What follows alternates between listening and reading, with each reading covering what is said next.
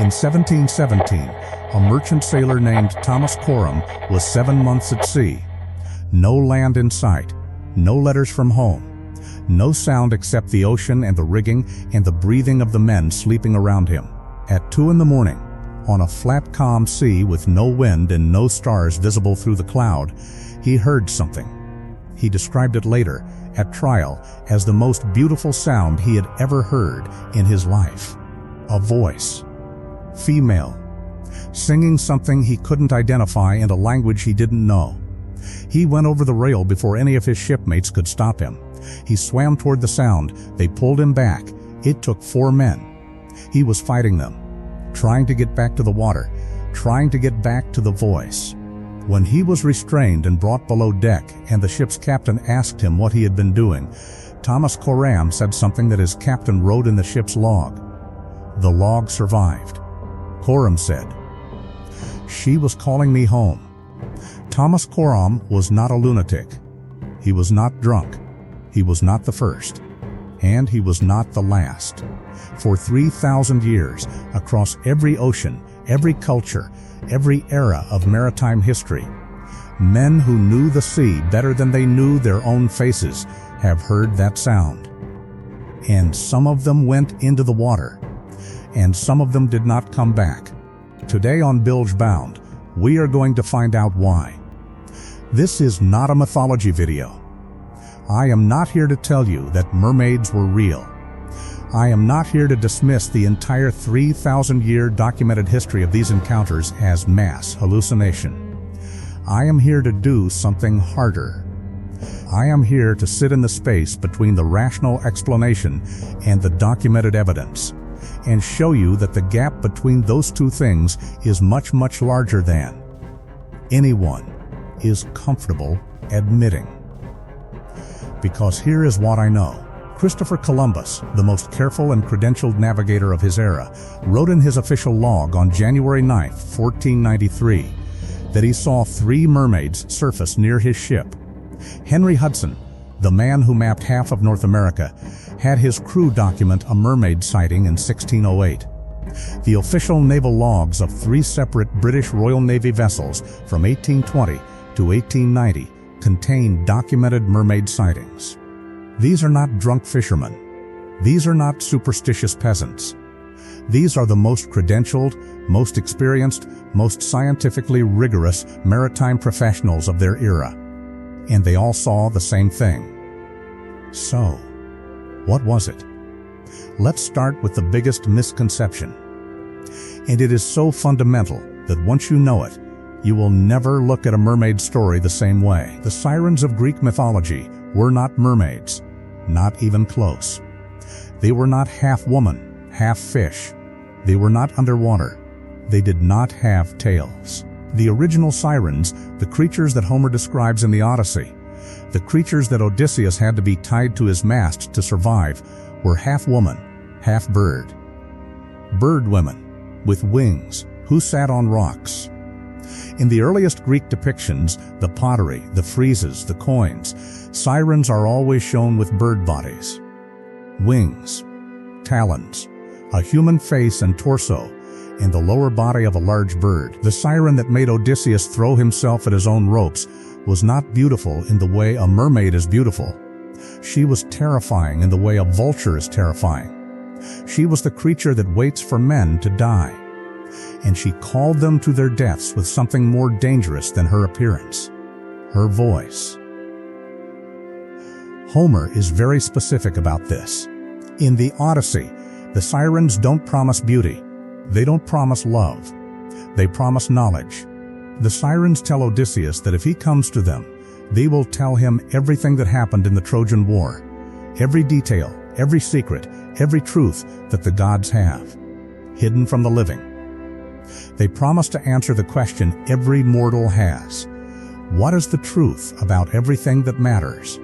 That is a different kind of temptation than a beautiful woman. That is the temptation of certainty, of understanding, of knowing, finally and completely, what the world actually is. And Odysseus, the smartest man in the Greek world, The man who defeated Troy with the wooden horse, the man who navigated every supernatural obstacle the gods threw at him, had to be physically restrained from going to them. What does that tell you about the power of that offer? Now, the transition from bird siren to fish siren is itself a fascinating historical story. It happened gradually, over several centuries. By the Roman period, artistic depictions had begun to merge the siren with another creature, the Nereid, or sea nymph, producing a hybrid image that combined the siren's dangerous song with the Nereid's oceanic habitat. By the medieval period, the fishtail was standard. The bird body had been forgotten, and the creature that had originally been a deathbringer on rocky cliffs had become something beautiful, swimming beneath the waves. Why did the story change? Because sailors needed the story to change. If the thing that called you to your death was ugly, bird-clawed, dark-winged, perched on rocks surrounded by rotting corpses, then the story was simple. Avoid the ugly thing. But if the thing that called you to your death was beautiful, if it was the most beautiful thing you had ever seen, if it was everything you had been missing for months on, the empty ocean, then the story became something else. Beauty itself is dangerous. The most desirable thing is the thing that will kill you. The voice that makes you feel most alive is the voice leading you to your death. That story, the one the medieval sailors told, is far more useful for a person whose profession involves being alone on the ocean for months at a time. It is a warning dressed as a love story. And it persisted for a reason. January 9th, 1493. Christopher Columbus is sailing off the coast of what is now the Dominican Republic. He has just completed the most significant voyage in the history of European exploration. He is alert. He is experienced. He is keeping careful records. And he writes this in his official log. The day before, when the admiral was going to the Arroyo del Oro, he said he saw 3 sirens who came up very high out of the sea, but they were not as beautiful as they are painted, though to some extent they had the form of a human face. Read that carefully. He says they were not as beautiful as they are painted. He is comparing what he saw to the artistic depictions he already knows. He is not seeing what he expected to see. He is seeing something real and noting the discrepancy. This is not the account of a man making something up. This is the account of a careful observer who is slightly disappointed that reality didn't match the picture. What did Columbus actually see? The modern scientific answer is manatees, West Indian manatees, specifically. Large marine mammals that surface regularly, can hold themselves partially upright in the water, have round dark eyes, and make sounds, low resonant calls, that in the dark. In fog, at a distance could be interpreted as something more human. And manatees have something else. They nurse their young by holding the infant against their chest with their front flippers in the same position that a human mother would hold a human infant. When a nursing manatee surfaces in low-light conditions with the infant held to its chest, the silhouette from a distance is of a humanoid shape above the waterline. That is the rational explanation. And it is a good one. But here is what the rational explanation doesn't quite account for. Columbus had been at sea since August. Columbus's crew had been at sea since August. They were experienced mariners who had spent years at sea before this voyage. They knew what ocean animals looked like. And Christopher Columbus, the man who staked his career and his reputation on his ability to observe and record the physical world accurately, wrote in his official log that these creatures had faces, human faces. He noted the discrepancy from the artistic ideal. He did not note any discrepancy from humanity itself. He did not write creatures that resembled humans. He wrote they had the form of a human face. Manatee faces are flat, whiskered, and distinctly not human. No experienced mariner who had seen a manatee before, and there were Portuguese and Spanish sailors who had been sailing West African waters for decades, where manatees are common, would describe a manatee as having the form of a human face. So, what did Columbus see? We don't know. That is the honest answer. We don't know. And the fact that we don't know is more important than the comfortable answer. Henry Hudson, 1608. 115 years after Columbus. Henry Hudson is attempting to find the Northeast Passage, a route from Europe to Asia over the top of Russia. His crew are experienced Arctic mariners. They are not in the warm Caribbean waters where manatees live. They are in cold, northern seas. June 15, 1608. The ship's log records that 2 of the crew saw a mermaid surface near the ship. The entry, written by Hudson himself in his capacity as logkeeper, describes the creature in detail. From the navel upward, her back and breasts were like a woman's. Her body as big as one of us, her skin very white and long hair hanging down behind, of color black. In her going down they saw her tail, which was like the tail of a porpoise, and speckled like a mackerel. This is not poetry. This is not legend. This is a ship's log entry, a formal document recorded by a professional navigator whose career depended on the accuracy of his observations. The 2 sailors who saw it were not drunk. They were on watch, on duty, in the Arctic, where there are no manatees.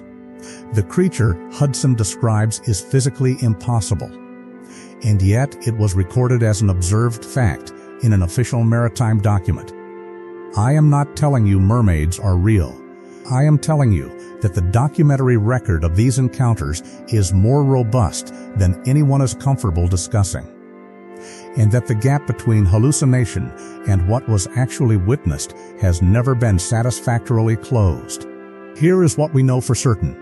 The human mind is not designed for the ocean, not because we can't swim, not because we can't sail, but because the ocean presents the human perceptual system with conditions it did not evolve to handle.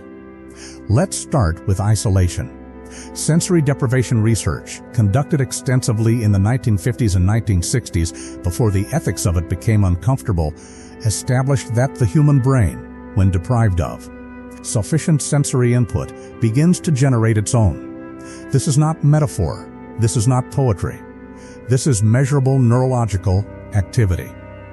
The brain, receiving insufficient data from the external world, begins confabulating, filling in the gaps with material drawn from memory, expectation, and desire. After approximately 72 hours of monotonous sensory environment, the same sounds, the same sights, the same rhythms, day after day, healthy, intelligent, psychologically stable adults begin to see and hear things that are not there. Sailors in the golden age of exploration were not at sea for 72 hours. They were at sea for months, sometimes years. The monotony was absolute. Blue water, blue sky, the same sounds, the same smells, the same faces, the same conversations, day after day after day. The brain of a sailor on a 6-month voyage to the New World was not operating under normal conditions. It was operating under extreme prolonged sensory deprivation, and it was doing what brains do under those conditions. It was trying to fill the emptiness. Scurvy, and the hallucinating brain. Now add scurvy. Scurvy, vitamin C deficiency, was the defining disease of the age of sail. By the late stages of a long voyage, a significant proportion of the crew might be suffering from it. And scurvy does not just cause bleeding gums and lost teeth. Late-stage scurvy causes neurological symptoms. The brain, deprived of vitamin C for long enough, begins to behave in ways that we would recognize today as clinical psychosis. Hallucinations, false memories, the perception of sensory input, particularly sound and vision, that has no external source. A scurvy-affected sailor, 5 months at sea, in a state of prolonged sensory deprivation in the early hours of the morning when the human circadian rhythm is at its most, vulnerable to perceptual distortion. That sailor is not in a reliable mental state. And yet, Columbus did not have scurvy when he made his January 9th log entry. His voyage to the Caribbean took approximately 10 weeks, not long enough for scurvy to develop. Hudson's crew were experienced Arctic mariners who would have had dietary knowledge that reduced scurvy risk. The neurological explanation accounts for many sightings. It does not account for all of them. And the ones it doesn't account for are the most credentialed, most carefully recorded, most institutionally documented sightings. The ones that survive in official logs rather than in sailors' memoirs. The acoustics of the ocean. Here is the detail that scientists don't advertise. The ocean makes sounds that are indistinguishable at certain distances and in certain conditions from human singing. Humpback whales produce songs, technically complex vocalizations, that can travel hundreds of miles through the deep ocean. These songs are not random. They have structure. They have repetition. They have what musicians would call phrasing. More importantly, when a humpback whale song travels a great distance through the water and then through the hull of a wooden sailing ship, when it is filtered through wood and rope and the ambient sound of the ocean around it, what the sailor's ear receives is not obviously the sound of a whale. What the sailor's ear receives is something rhythmic, melodic, and vaguely female. Something that sounds, in the dark, at 2 in the morning, after 5 months at sea, like singing. This was confirmed by acoustic researchers at the University of British Columbia in 2018, who recorded humpback whale songs through period-accurate wooden hull materials and played the results to volunteers. 63% of volunteers identified the sounds as human vocalizations on first listen. 41% identified them as female. That is the sound that Thomas Coram went over the rail for. That is the sound that 1,000 unnamed sailors before him heard in the dark and could not explain. And that is the scientific explanation. But ask yourself, if what Thomas Coram heard was a humpback whale 3 miles away, why did the sound seem close enough to swim to? Why did it seem to get louder as the ship moved toward it? Why did the crew, when they pulled him back, report that the sound stopped the moment he came back aboard? Humpback whale songs don't stop. They don't respond. They don't acknowledge the presence of a ship. The acoustic explanation accounts for what the sound might have been. It does not account for how the sound behaved. Every maritime culture in human history has a version of this story. Not similar stories.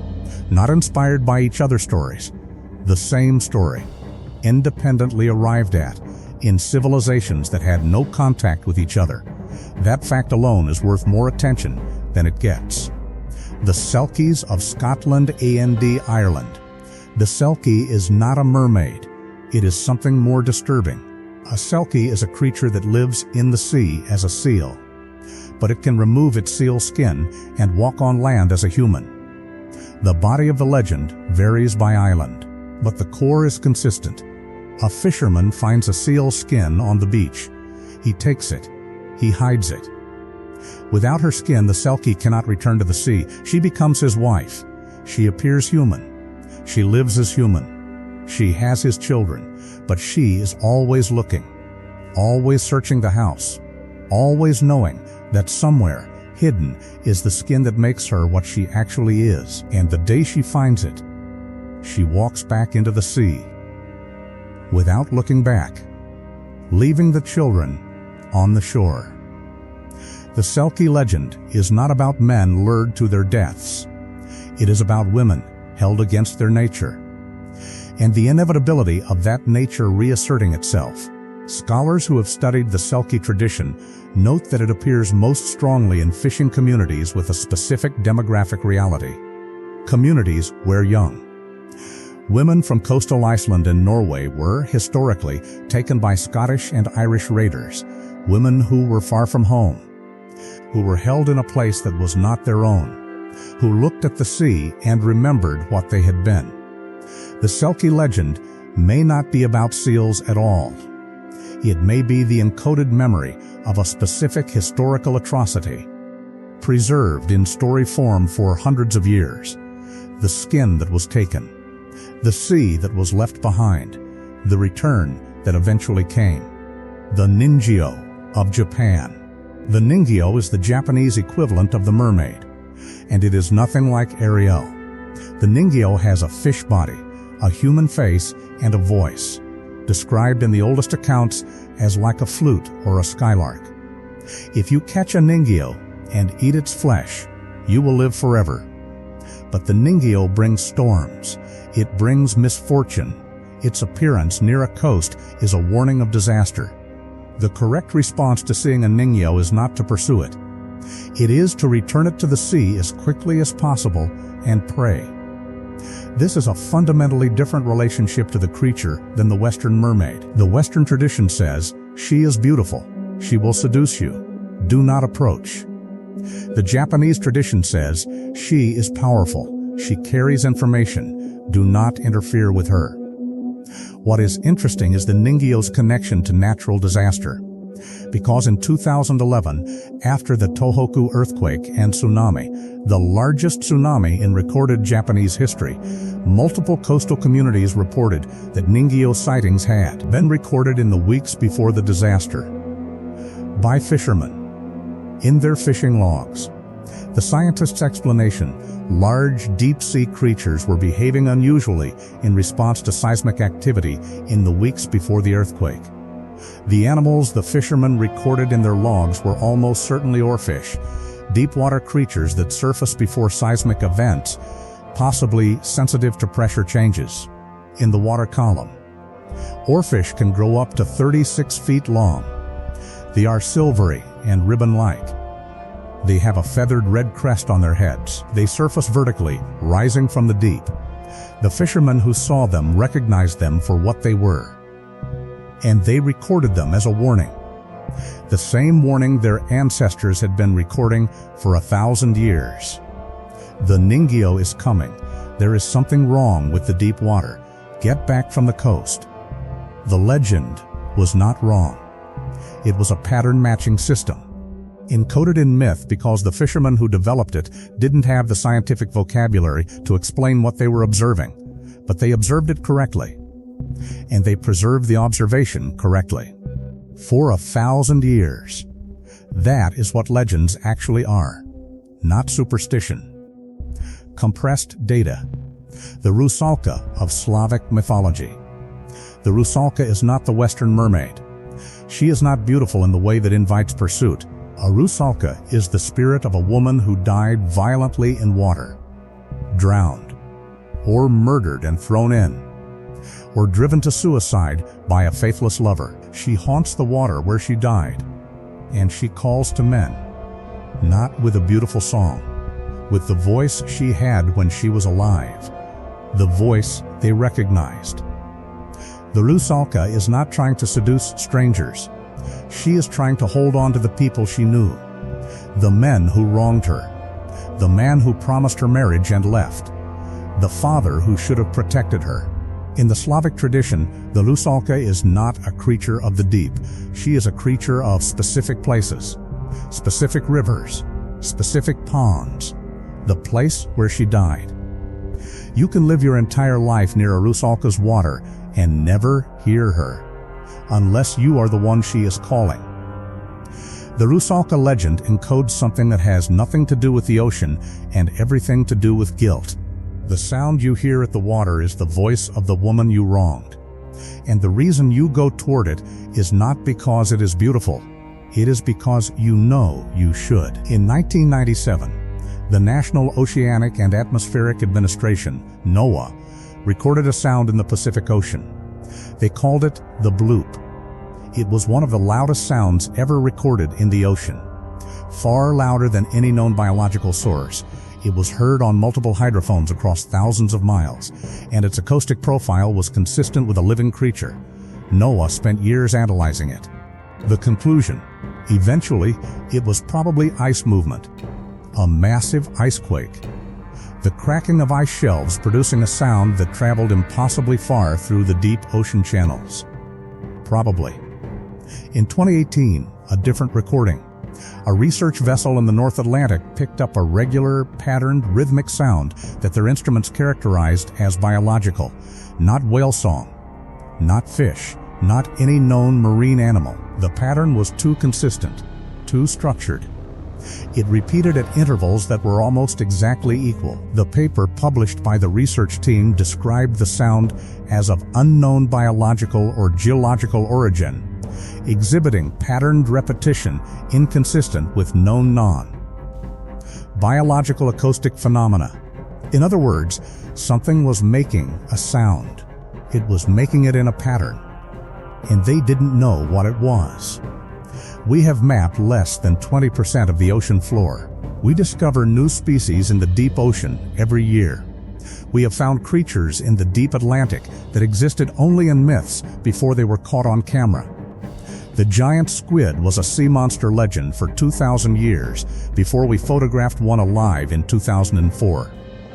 The scientific humility that should apply to this, the recognition that the ocean is vast, that we know very little of it, that creatures and phenomena exist in the deep that we have not yet documented, is somehow absent from discussions of mermaid legends. The same scientific community that was wrong about the giant squid, wrong about the coelacanth, wrong about every deep-sea creature it dismissed before finding it, is entirely certain that the 3,000-year documented history of these encounters has no physical basis. I am not certain of that. The call of the void. There is a French term, l'appel du vide. The call of the void. You may have experienced it. Standing at the edge of a cliff, on a high balcony, at the rail of a ship over deep water. That impulse. Not suicidal, not a desire to die, something more basic. The urge to step forward, to go toward the edge, to see what is there.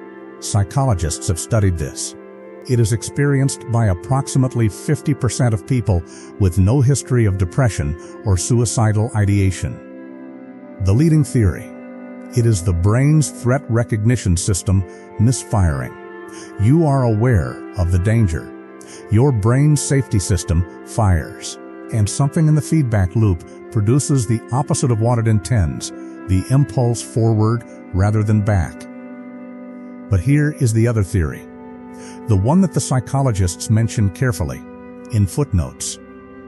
The theory that the impulse is not a malfunction, that it is the recognition of something on the other side of the boundary, that the void is not empty, that the deep water is not empty, that the sound you hear at the edge of your experience of the world is not your own mind. Thomas Coram went over the rail. He said she was calling him home. He came back. Most of them came back, but not all. 3,000 years. Every ocean, every culture, every era of maritime history. The Greek Sirens on their rocks, the medieval mermaids in the waves, the Japanese Ningio before the earthquake, the Scottish Selkie in her seal skin, the Slavic Rusalka at the river's edge, and Columbus on his flagship, and Hudson in the Arctic, and Thomas Coram in the water. The same story, the same sound, the same impossible pull towards something in the dark water that sounds like it knows you. I have given you the scientific explanations: manatees, humpback whales, sensory deprivation, scurvy, oarfish, acoustic phenomena. And I have given you the gaps in those explanations, the parts that don't add up, the credentials of the witnesses, the specificity of the accounts, the patterns that 3,000 years of independent observation from cultures that never spoke to each other somehow agree on. You are going to have to decide for yourself where you land on this. But I want to leave you with one more thing. We have explored approximately 19% of the ocean. 81% of the largest habitat on Earth is essentially unknown to us. In that unknown space, in waters we have never mapped, at depths we have never reached, whatever is down there has had the entirety of recorded human history to evolve. Undisturbed, whatever is making the bloop, whatever was making the 2018 North Atlantic pattern. Whatever it was that Columbus saw and noted was not quite what he expected. Has had 3,000 years, at least. The ocean is not empty. It has never been empty. And the sound it makes in the dark, the sound that made Thomas Coram go over the rail and brought 4 men running, that sound did not stop when we developed sonar. It is still there. In the parts of the ocean we haven't reached yet. In the water below the water, below the water. The sirens are still singing. We just can't hear them from here. If you heard something in this video that made you uncomfortable, good. That's what the ocean is supposed to do. Subscribe to Bilge Bound, because next time we go after the stories that make this one look straightforward. The documented encounters with deep-sea creatures that were dismissed as sailors' legend until they were caught on camera. The acoustic anomalies that Noah still hasn't explained. And the maritime tradition from one specific Pacific island culture that predicted the existence of an animal that marine biologists didn't confirm until 50 years later. That investigation is coming. I want you there for it. And tell me in the comments,